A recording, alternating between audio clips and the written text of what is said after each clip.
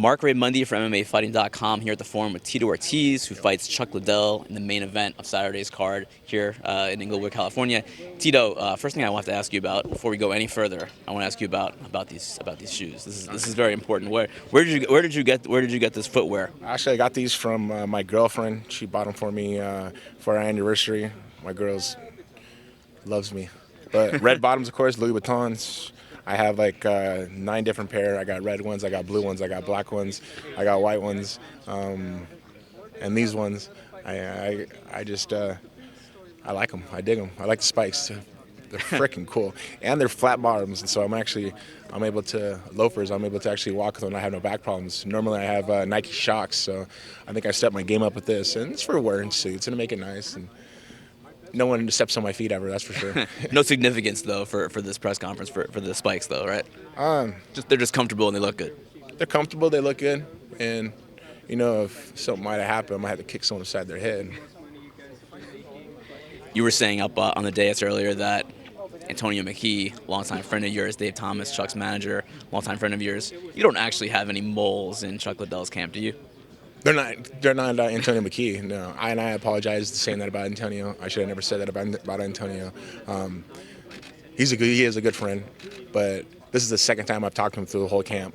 You know, the first time was actually at the open workout that we had a few days ago, but nothing from Antonio, and I apologize. I probably should have said nothing about Antonio. I didn't mean that at all. It was just but I know some things. I know a lot of things. Come on, you're living in Huntington Beach, man. You're training in Huntington Beach. You think I'm not going to know about some things? He trained in your hometown for this fight? He actually moved his whole camp down here for this fight. The Huntington Beach? To Huntington Beach. And if you're the Huntington Beach bad boy, what is Chuck Liddell now? I don't know. Chuck Liddell, the snowman or the Iceman, or not even the Iceman, the waterman now, because he got melted in the beach, baby. Come on. I don't know. I can't even tell you, man. I snowflake? I don't know. Come on. So there might be moles, but not Antonio McKee. It's not Antonio McKee, 100%. No. Antonio, he would never do that. Antonio's a good dude, but I do know some things. Speaking of the workout last week that we were at, you and Chuck both worked out. You were not impressed with Chuck's workout. You kind of heckled him a little bit. What did you make of that workout? Give us a scouting report of how you think Chuck looked in that workout last week. You tell me. Doesn't matter what I think. You're the guy fighting him. But you guys are always the ones spouting and saying that we should be fighting or should be fighting or so forth. And maybe he was warming up. He was just warming up. And hopefully he is faster. My sparring partners are fucking a lot faster. And I get punched and I get out of the way of their positions. So I'm really excited for the fight. It's behind us now. I don't even look at that anymore. Right now it's about fighting. It's about fighting the fight I need to fight. And that's putting the pressure on him. All the pressure is on him. He's supposed to win. He's supposed to win by knockout. He has to win by knockout. And that's what I'm going to prove him wrong.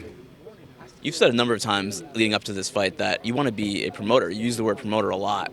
And maybe after this fight, you said you want to run Golden Boy MMA. Why? What makes that so attractive to you to be a promoter? Because you fought for many, many years. You know, some people just want to leave the fight game, but you want to be in it and help others, it seems like. Well, you know, I think it really comes down to helping fighters mature, helping fighters build their foundation and build their character. I've done it with myself. You know, I've had a lot of help with Chuck. I mean, all of a sudden he had icicles on his pants. You think that was his idea? Come on, dude. You came up with that? Come on. Are you kidding? That was your idea. 100%. Who had the first fighter cards? Me and Chuck Liddell. I wonder who thought about that one.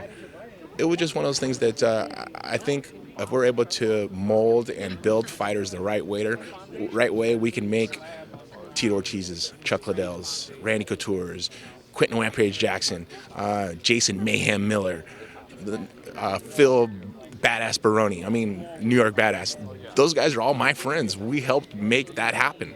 I mean, of course, you got to win fights and you got to make a character behind yourself, but that's what makes other guys become characters. I mean, you look at Conor McGregor, one of the best ever. I mean, he is, I will give him hands down, he is the best trash talker ever. I mean, aside from Muhammad Ali, but Conor is on fire. That kid knows what he's doing. Build guys like that and be able to give back to them a piece of the revenue. Not only just the pay-per-view, but merchandise. Not only merchandising, but the gate. Not only just the gate, but sponsorships, where they're not having just one sponsor, Reebok. It's a sponsor that is whatever they choose, and they're able to pick their own personality, their own character, and I think that's really important as being a promoter to help fighters grow up and be the best in the world. Thanks, Tito. Appreciate it, man. Good luck on Saturday. Thank you.